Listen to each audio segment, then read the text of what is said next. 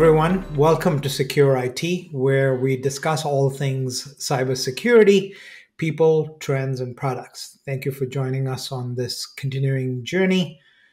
Today's guest is a scholar and a gentleman, and I mean the scholar part literally, which doesn't mean he's any less of a gentleman. So scholar as in professor at University of Georgia, visiting scholar at Duke, published in the Wall Street Journal, MIT Sloan, cited close to 3,000 times, renowned technology thought leader, author of the recently published Cybersecurity Readiness, a holistic and high performance approach. I've got the book here and I'm holding it up. It's been a great read last weekend.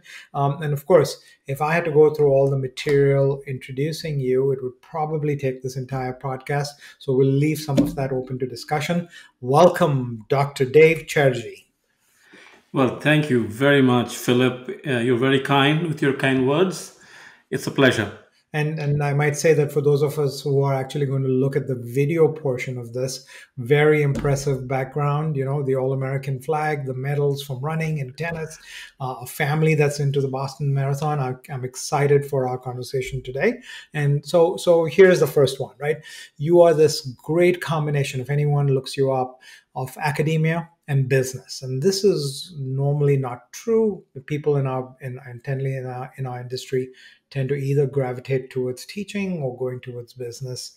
You've done both. So besides your teaching and the series of publications and citations that I named in our introduction, you have served on boards, you were CISO, you actually led a SWAT team.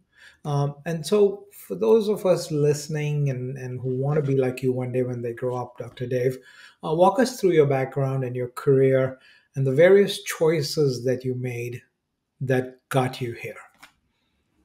Well, thank you again. And again, a quick correction. I have not been a CISO, but I have worked alongside CISOs. I've been part of a group, been part of a CISO SWAT team, and I do get calls quite frequently from CISOs and folks at that level seeking my 2 cents, let's say.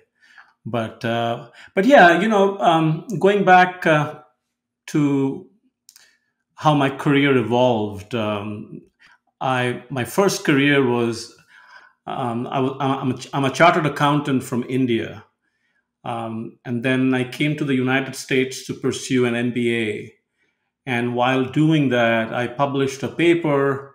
I was encouraged to pursue a doctoral program. I didn't know much about what a doctoral program entailed, and I didn't want to continue pursuing accounting. I wanted to try something different. So, I hero worship my dad. He was a very accomplished senior executive at a large British multinational. And I wanted to be like him. And that was one of the reasons why I've always stayed connected to practice, even though I ventured into academia. I was curious about academia. My grandfather was a college professor, and I've always enjoyed teaching, mentoring. So there were aspects of academia that appealed to me. However, there is that practical side to me, if I may, where I always want to do things that I can connect with reality. So when I pursued research, and in academia, we have theoretical research and action and practice focused research. I did my share of theoretical research, but I was more inspired, more motivated to do practice related work. And that's always been the way I have managed my academic life. So going along the academic career over the last 10 years, I've decided to focus on cybersecurity, which still is, part of my overall umbrella of research, which I would describe as strategic management of technology. So under that umbrella, one important stream is cybersecurity governance. I got into it because I felt that this field needed people from different perspectives to come in and shed light, because cyber is much more than technology. There is a strong people aspect to it. And there are many other things that we will be talking about. And so I felt that I could bring some value to this field from my perspectives, um, that is, business, information systems, governance. So I decided to jump in, and then I was one thing led to the other. I was giving talks in many conferences, presenting papers, ended up writing a book which wasn't on the cards. And for those of you who are listening, I want you to know that if you set your mind to something, just do it. I just decided to write up the whole book before even I went to a publisher, because I told myself that write it, don't get too many opinions, because when you get too many opinions, the project never gets done. Follow your instincts. And I'm a big believer in that. Went with that, and then once again got into podcasting, been podcasting for 2 years, which has been a great source of insights from subject matter experts and practitioners. So Philip, it's been a fabulous ride. The fact that I get to talk to somebody like you and have this very interactive, reflective discussion, these are all the kinds of benefits that have happened, which I never anticipated. I just decided to jump in and do the best I can. And one more thing I will tell you, I still come from academia. Yes, I am engaged with the cybersecurity field, with the professionals in different capacities. But I've also been very pleased of how well I have been accepted and embraced by the practitioner community. They have not ever said that, oh, you haven't really been a CISO. So what exactly do you know? On the contrary, they have respected the research that I bring to the table, the thought leadership that I have provided. And so once again, it tells me that people are very appreciative of the effort you put in, the work that you do, and they are willing to listen. So it's been a wonderful, very enriching journey. Absolutely, no doubt. You are, the epitome or the ambassador for, if you're having fun, it's not considered work anymore, right? You wake up with a smile on your face and you live life. So, well said. And you're right. You're practicing and you are living your mission. So much so that I mistakenly thought you were a CISO, and I'm sure I'm not the first one who thought so, right? It's all in how you are truly an ambassador for your profession. With regard to the podcast, Dr. Dave, we'll definitely put a link in there because it reflects your thinking, your thought process, and I'll talk about that as to how very structured it is when we talk about the book. So, note to self to add a little link to your podcast as well. So true on projects about books, right? Just get it done. It's more like the Nike symbol. Just do it. Because I've got a book that's pending for about 10 years now. So, inspired by you, I hope to dust it off. Now, interestingly, we have a similar background. And yes, I do want to be like you when I grow up one day, but we both came from finance. You have a slight edge on me because you come from the east side of the motherland where it's the land of Tagore. It's where all the India produces all its intellectuals from. So I'll give you a slight edge on that one. But thank you for talking about research and governance, regulation, and compliance. Uh, well stated as we move on into the next part of our conversation, and that is that you are immersed, if I may say so, in our future, right? You're living, hanging around, and talking to the future of cybersecurity in form of students and teaching and forming their thoughts. A lot of potential students and workers in our field are listening to this podcast today. And so, on your behalf, I'm going to encourage them to reach out to you on LinkedIn if that's okay with you. So this is like a soup to nuts story, right? You write up the stuff, you create the plan. In your case, literally a textbook or a published book, right through to the field. So, given that setup, I'd like to know what's top of mind for you today in the field of cybersecurity. Sure. I'd like to say a few things. Once again, thank you for that those kind words you keep sharing, saying about me and from where I come. That's very sweet, nice of you. Um, Philip, one of the great privileges and joys of my life is the opportunity that I've had to spend time in the classroom, both inside and outside the classroom. And hopefully, I have positively influenced many minds. And that's truly a blessing. And that's what gives me so much joy and happiness. Even when I was writing the book, at the back of my mind, I was thinking about my kids and I was thinking about my students, that I want to leave behind a legacy that they would be proud of and they could benefit from. So that's really what drives me. So absolutely, please share my contact details. I enjoy engaging with people from different walks of life, and I'll be more than happy to give my 2 cents. Um, Talking about cybersecurity trends, there are a couple of things I'm learning, noticing, seeing. One of them is there's a tremendous thrust in developing solutions that make identity and access management simpler, easier, yet more robust. And that includes the push towards passwordless authentication. Do we have a mature solution? Maybe not quite there, but we are getting there.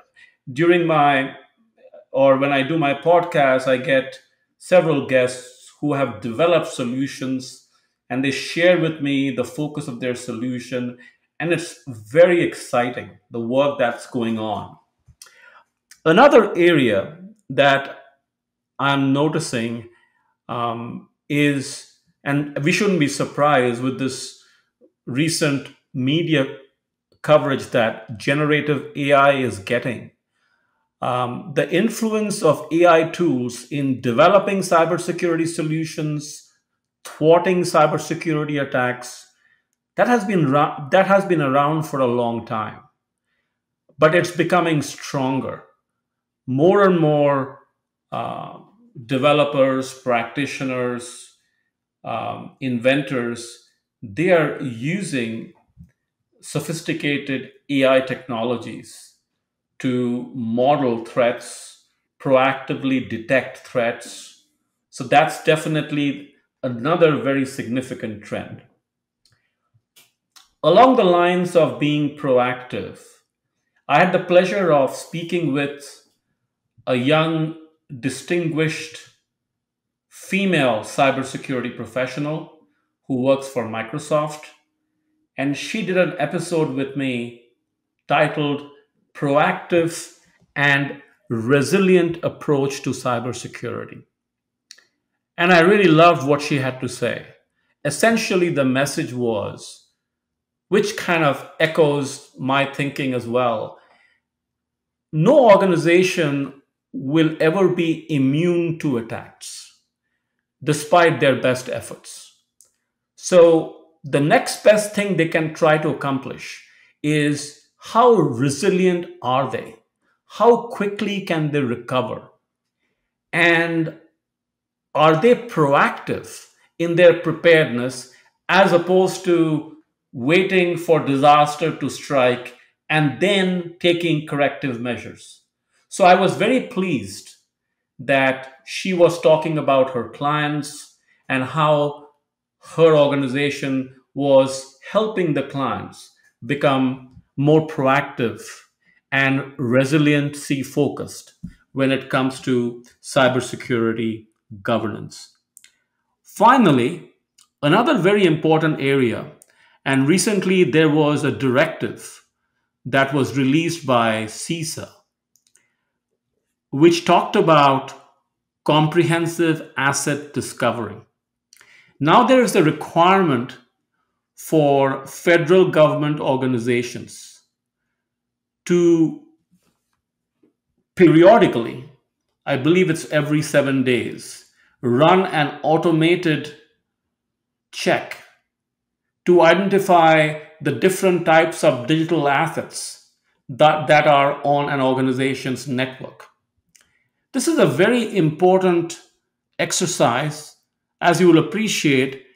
Unless you know what you have to secure, your security mechanisms are not foolproof. They don't really, and there are so many unmonitored devices, even software that get embedded in networks because the perpetrators are constantly trying to pull something off. So organizations have to be proactive, have to be vigilant, have to continuously monitor the network, do the best with the technologies that are available to them to identify every possible asset that's out there so then they can develop and implement an appropriate security strategy. So those are the trends that I can think of the top of my head. Thank you. GRC continues to gain momentum, right? The regulation and compliance part. I've often said that India and China are coming out with these massive um, privacy laws, 400 pages thick, as only India and China can, and so that's going to add some complexity into our world. Interesting point about the Feds continuing to lead and set standards in cybersecurity, whether it was NIST and Zero Trust, and now comprehensive asset discovery. That sounds interesting, and that should create a few more jobs. The key, of course, is not only producing a weekly report, but someone actually reading that report, right? Thank you for saying that. That's something that I mention every time I get to give a talk, that it is not enough to monitor. It is equally important, if not more important, to log the findings, promptly process the findings, and act on them. Even if the decision is, yes, we have reviewed the findings, we don't consider it to be a threat, so we are going to ignore it, that's fine. But there has to be some documentation, some record, which clearly and categorically states why an organization decided to look the other way when they were informed of a potential threat. I don't need to give you specific examples. Some of them are pretty public out there where they faltered right here. They ignored a threat. They just delayed and delayed, and then they got hit. So what's the point of hiring third party service providers? What's the point of using the best of tools and gathering the intelligence if you don't promptly process it? So I'm so glad you mentioned that. Thank you. And if my excitement is showing, it's true because I do want to talk about your book, and you refer to this, in preparedness and discipline, and we'll come to that in a few minutes, I promise. You talked about IAM, right? Identity and access management. You talked about things getting simpler, more robust. So that old tenant of, you can get two out of three. You can either get it faster, right, or you can get it cheaper, or you can get it easier. No longer holds in our world, where we're seeing these paradigm shifts in technology, including AI, where yes, we can get things faster and simpler and cheaper and meet all those tenants and live in a better world, right? So let's talk about your book. And I have often said this on this podcast, so please know that I'm not just being nice to you, because we've got about 30 episodes of this podcast where people can rewind and confirm that this is something that our guests have often shared, that we're always on the lookout for a strong cybersecurity plan. Your guest from Microsoft used the term resilience. You used preparedness and discipline. These are interchangeable, and ultimately say, look, we can never be 100% prepared. There's no such thing as 100% security because we can secure for a moment in time, right? The moment passes, and again, someone clicks somewhere and we're vulnerable again. Your book is a great plan on where we are today and where we need to be. So you talk about, documenting the history, and for those on video, I'm holding up this book, well documented, and will again put up a link to the book as well. So you talk about the history. You talk and you refer to it as an epidemic. You talk about the lessons learned, um, and you define our goals as this high performance place where we need to be, right? So it's clear as to where we are, where we need to be, and that's the basic tenets of any good strategy. But you also, I shouldn't say but, I say and, you use some powerful fighting words, Dr. Dave. You use culture and commitment, right? And that's amazing.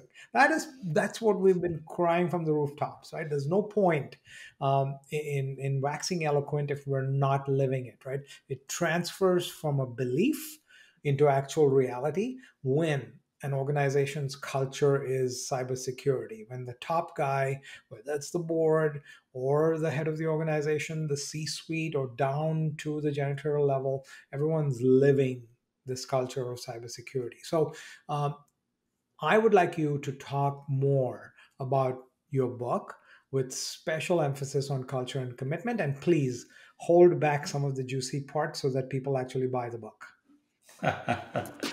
Well, once again, thank you for that positive feedback on the book. I appreciate that. So, Philip, when I approached the book, I told myself that I want to publish something that is actionable at the same time that doesn't trivialize what cybersecurity governance entails. As listeners know, you just have to go to the NIST framework and you'll see a listing of 99 plus controls. There are many frameworks out there, and they are great frameworks providing great guidelines. And I have diligently reviewed all the frameworks to understand what's missing. And again, I want to be very clear here. The intent is never to diminish the great work that's been done there, but hopefully add to it in a little way. So, what I found missing was you can have all these guidelines, all these controls. You just talked about a privacy document which is 400 pages long. Do you think an organization has the patience to go through all the provisions, all the expectations, and follow through them meticulously?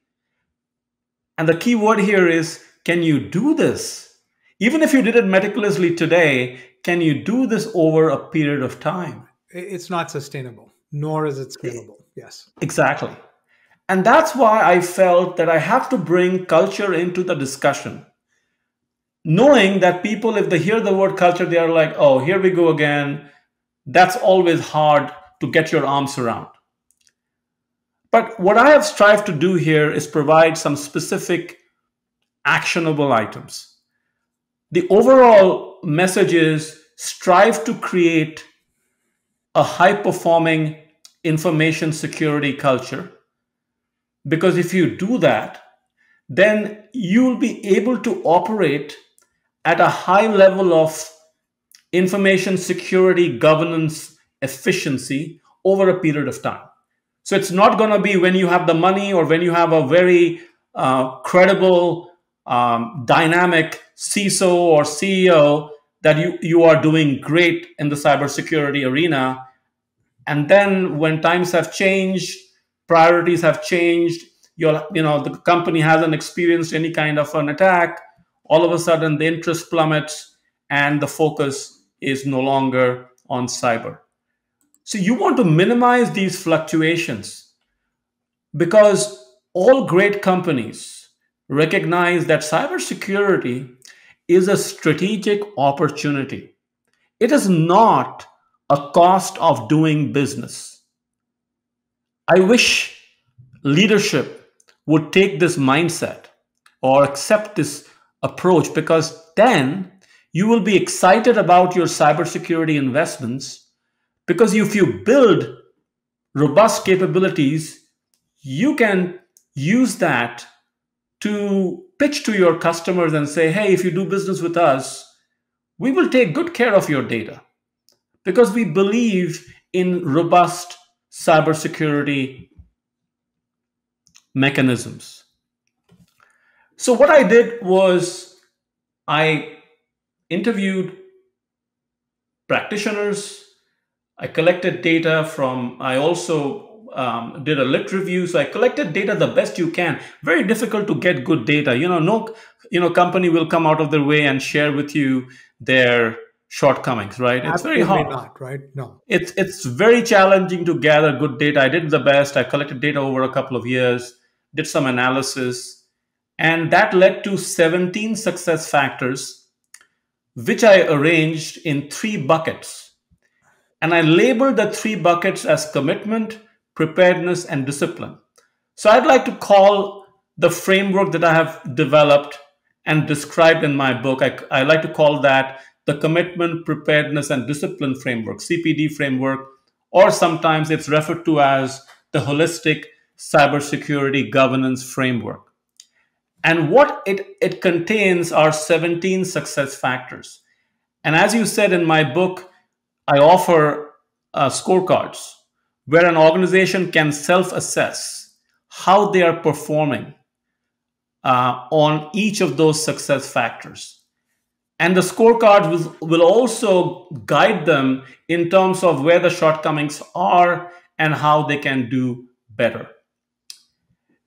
The important aspect of these success factors, which separates it from some of the existing frameworks, is it takes into consideration the human factor. It takes into consideration the governance factor, the leadership factor. For instance, let me pose questions that I have here. How do you get top management to actively participate and engage in cybersecurity governance? How do you get the entire organization to be motivated to do their part? How do you achieve some semblance of joint ownership and accountability? How do you effectively empower the CISO so the CISO can be effective? I don't believe the existing frameworks out there answer these questions. And you know why? Because these are difficult to answer. You can't have a list of controls and address these questions. This is why the culture discussion is important. This is why you need additional guidance. And that's what I'd like to believe my book offers. Guidance on how do you get top management to actively engage? How do you get the CISO function to be more effective? Now, there is a lot more that can be talked about. I didn't want to make the book voluminous, so I tried to keep it very short and precise. What I've also provided for listeners, for readers, are a set of reflective questions at the end of each chapter. And those questions will help you think and assess where you are when it comes to top management commitment and what are the different things you can do. Finally, I want to go back to the labels: commitment, preparedness, and discipline. This framework can be applied to anything literally. To be successful in something, you have to have commitment. You have to be very prepared and you have to be disciplined. These are fundamental human traits, and you need these very same traits to be successful in establishing and sustaining a robust cybersecurity program. I talked about commitment. It starts at the top and everyone has to be involved. We are not there yet, where we can solely rely on technology to do the work and we don't have to worry about it. We are not there yet. I'm not even sure we will ever get there. So every person has to do their part. That's the reason why they say that cybersecurity is everyone's business. Coming to preparedness, this is where it's a matter of making sure that you have identified the assets that need to be secured, you've prioritized them, and you are adopting a defense in depth approach where you're doing the best you can to secure them as possible. And with it, under the preparedness umbrella comes another very important success factor, which is awareness and training. And here I want to mention one more thing to listeners. Please don't follow the check the box approach. I have done what I've met the basic expectations, I'm in compliance, now I can get my contract. Please go a little beyond that. Let me use awareness and training as an example to describe what I mean by going beyond that. Ask yourself these questions. Is the training customized? Is the training role based? Is the training interactive, immersive? So people enjoy the training, they learn while they're doing. And last but not the least, is your performance system assessing the efforts that people put in picking up cybersecurity skills, learning about new things? The assessment mechanism is hugely important. You have to incentivize behavior. So that's an example where organizations have to go beyond the checklist. They have to go beyond what they need to achieve compliance.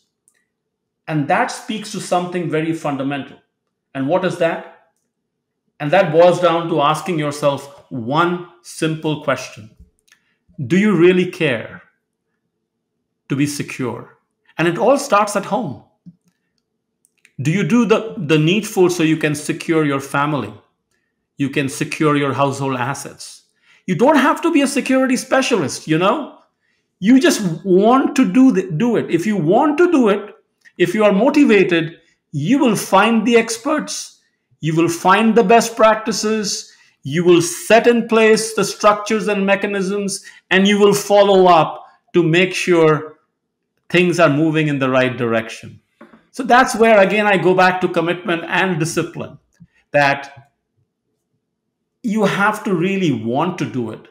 And if that desire is there, you will be performing at a level that is way beyond where you are currently. So don't simply outsource cybersecurity governance. Don't treat it as, I don't want to use the word stepchild, it's a common proverb people use. I don't think that's the right word for it, but consider it to be a core capability that you want to develop and manage. Well said. I'm going to talk about mindset in a minute, but let's start with dissecting what you just said so beautifully, right? The robust cybersecurity system and believe in it. And I see that, and I'm going to raise you one. Not only believe in it, but live it every day. And that's exactly what you're saying in terms of culture. So, Gary Keller, and I think it was Jay Papasan, they've written this book about the one thing. Um, and you're saying exactly the same thing. It's like make cybersecurity culture your one thing. Now, I'll give our listeners a little hook for this book about the one thing.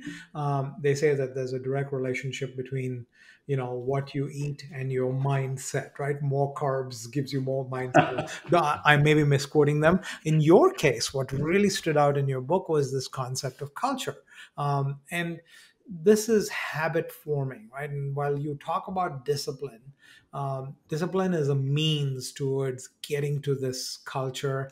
And studies have shown that, it doesn't take 21 days to form a habit. It takes more like 61 days. So those of us who are motivated by your book and say, look, we're going to now live a cybersecurity culture, plan on at least 61 days, right? Love your podcast. And I'm going to invite someone from, I'm going to invite myself, Dr. Dave, because we'd love to talk about AI as we move on to, the next section. And we've unfortunately got to close out this very exciting conversation, but we have two quick questions for you. So, future of cybersecurity, right? Where are we heading? And your book well documents preparedness and discipline, and you call it, commitment, prepared, and discipline, CPD. I call it desert, right? Only because there's the scorecard on page 199 that beautifully sums it up for you, right? It says, look, here is your high watermark, here's where you can constantly measure yourself towards your goals. And you are right, yes, this preparedness and discipline applies to everything. It applies to life. It's a mindset. It's a rhythm that you build towards achieving your goals. Now, having said that, we earlier in this conversation talked about a passwordless world. We talked about and generative AI. Let's talk about passwordless, right? Microsoft, and there have been architects of Microsoft on our podcast. Google and Facebook are talking about, hey, why do I need a password anymore? You know who I am. You know what I look like. You know how I blink. In the case of the company that I am part of, we have AI that will actually figure out who you are by the speed, rhythm, and cadence at which you type. So these technologies exist, and we're starting to use them. Last night, as I was preparing for this podcast, I talked to ChatGPT and said, "Give me a formula for, parsing data in Excel." Right. And I like to challenge myself mentally, and it would have taken me about 15 minutes to trim and use at length. And we're finance people, so we get all the functions and the right and the left and the length and all of that. It would take me 15 minutes. Chat GPT did it in about 30 seconds, right? Just give me the formula, cut and paste it, worked beautifully. So we're living in exciting times. And my question for you is, keeping preparedness and discipline in mind as as an achievable and exciting goal, and this utopia of a high performance information security culture framework that you define, what's the future of cybersecurity the way you see it, Dr. Dave? I would love to paint a very optimistic picture, Philip, but I need to be candid and honest. Unfortunately, we humans perform best under fear. Unfortunately, we are reactive in our approach. Unfortunately, we need strong legislation to make us operate at a high level of, say, cybersecurity effectiveness. What I really sincerely hope it never comes down to is that we experience a catastrophe, such as the pandemic, but this time caused by a breach. And then everybody's sitting up, the government is passing a legislation along the lines of SOX. You know SOX very well, given your background. I almost am coming to believe that we need legislations like that to get attention in a big way, because otherwise there is, let me share with you an interesting statistic. 60 to 70% of small and medium sized businesses go under when they experience an attack. But that is not the case with large institutions. And I'm about to make a statement which might be provocative. But the reality is, large institutions get bailed out. So, what is the incentive to go gung ho about creating and sustaining a high performance information security culture if you know that if something were to go wrong, you will get bailed out? So often the directive of the leadership is, let's just focus on why we are here as an organization, what's our vision, what's our mission, and we will do the needful to achieve compliance, but let's not get overboard about cyber. And I totally get that perspective. But I feel that we can't afford to take have that approach. I go back to what I said earlier. I'd rather organizations look at cyber as a strategic opportunity and be very prepared. It is never going to go away. These threats, these attackers make good money. It's a sophisticated industry. It's here to stay. We just have to find a good way of dealing with it until we ever get to a point where technologies have become so good that we are able to thwart these attacks without blinking an eye. We don't even have to think cyber. Things are happening in the background, and we just continue with life normally. So I wish we can get to that phase, and this is the optimist in me speaking, where we are not talking about cyber a whole lot. We're just doing stuff, but we know that even if we are phished, it's not going to be an issue because there is technology that is going to address those challenges. And I have spoken with some technology gurus in the cyberspace, and I've asked them this question: that will we ever see a day where I shouldn't worry about getting phished, being a victim of a phishing attack? I made an honest mistake. We multi-process. We wake up in the morning, early in the morning. We're going through our emails. We see an email. We find the subject matter curious. My wife recently fell for a phishing attack, and she is very paranoid about security, more paranoid than I am. But she fell for an attack. So these attackers understand the human psyche, understand human mindset. They have expertise on their team, which directs them how to formulate the attack, when to target, what to target. But on an optimistic note, I hope that we as humans, and I approach cybersecurity, Philip, from a global perspective. This is not a problem that should be handled locally, regionally, nationally. We must have a global task force.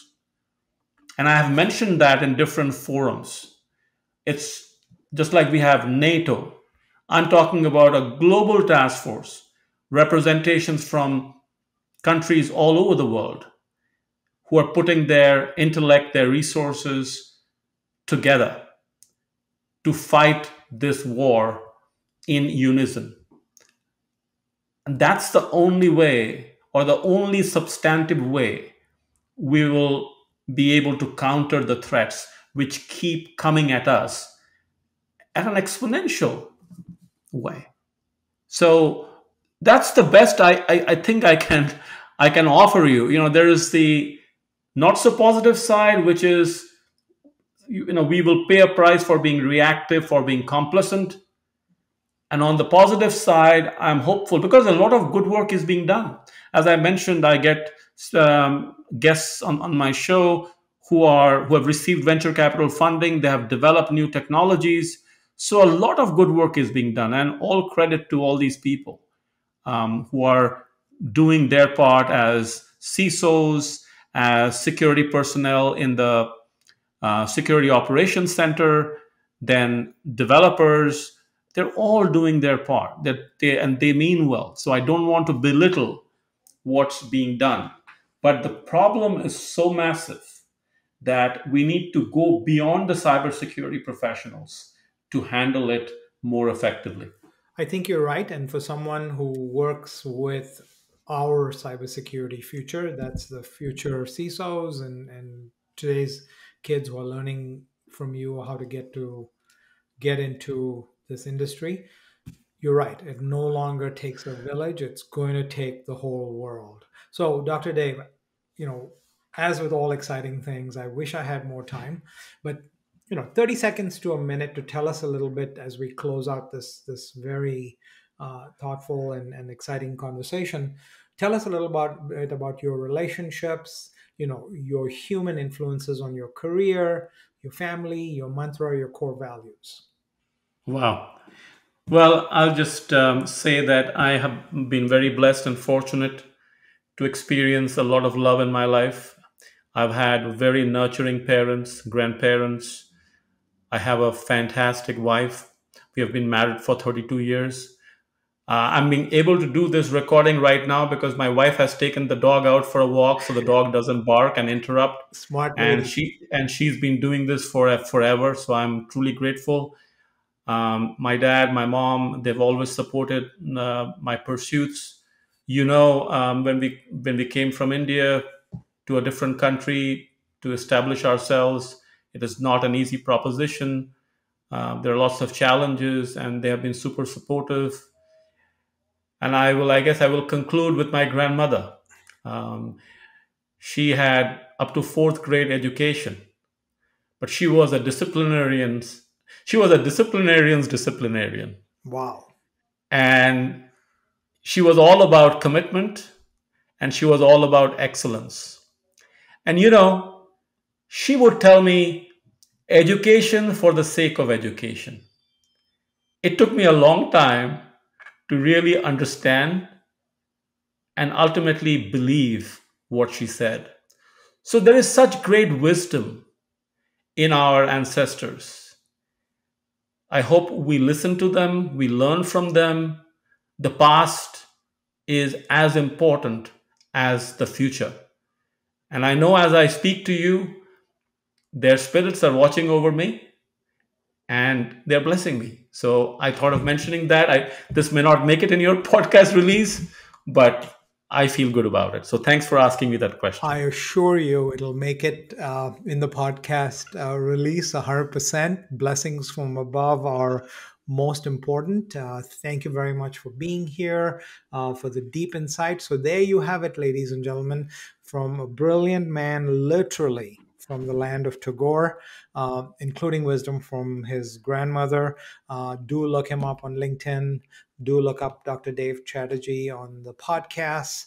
A very well written book titled Cybersecurity Readiness, a holistic and high performance approach, well thought out, well planned, and very succinctly delivered. So thank you very much, Dr. Dave Chatterjee. Ladies and gentlemen, thanks for joining us on this episode of SecurIT as I continue the cybersecurity discussion with customers, vendors, end users, employees, in this case, authors and scholars as well, helping us learn from their insights and knowledge of their experiences. Make sure to follow this podcast on Google, Spotify, or wherever you get your podcasts. Please do DM me on LinkedIn or Twitter with feedback, questions, and comments. Thanks again, everyone, and see you next month. Thank you, Philip.